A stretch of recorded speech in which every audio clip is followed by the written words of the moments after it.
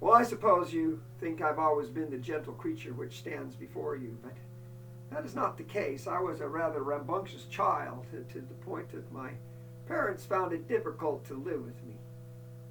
It wasn't just me, of course. I do have an older brother, Chris. How many of you have a brother 4 years older than you? Okay, then you know this. You never win an argument. Or you might do fine as long as it's words, but when it comes to blows, you're always on the bottom end of that.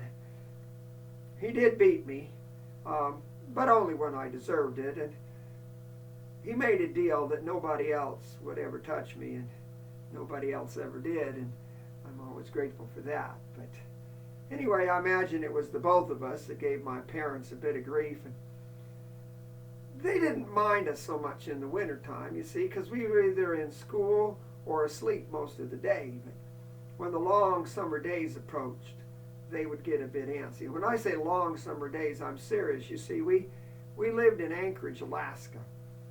It just doesn't get dark in the land of the midnight sun for any considerable amount of time in the summer. So their solution was to ship us off to our grandparents' place in Montana.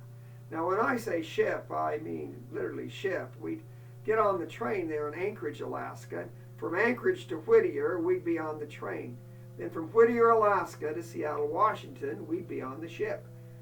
And then at Seattle, Washington, Chris would get us back on the train, and we'd be on our way to Brigham City, Utah, where my uncle, Ephraim Madison Johnson, would pick us up at the railroad station in his Buick.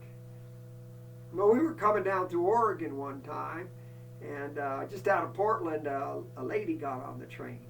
She was a rather large lady, but that was not the most interesting thing about her as she sat there in the bench across from us. It was the baby she was carrying.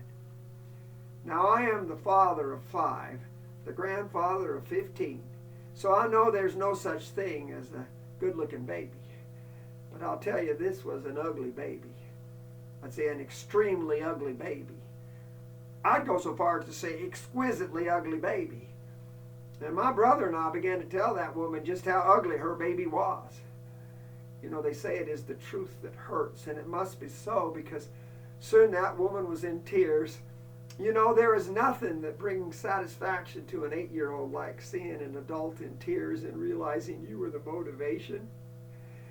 But as we were sitting there enjoying that, I looked down the car, and there coming towards us was the conductor. We suddenly became very interested in the scenery outside the window, which was a good thing.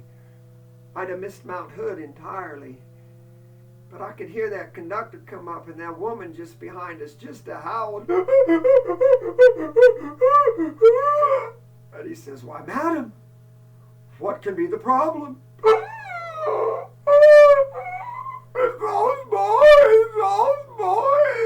broke my heart. Well, I guess by this time he'd sort of sized her up, so to speak, because he said, "Why, madam, perhaps if I go down to the dining car and get you a sandwich and a cup of tea, it would make you feel better." Well, perhaps it would. And he says, "And don't worry. While I'm down there, I'll get a banana for your monkey."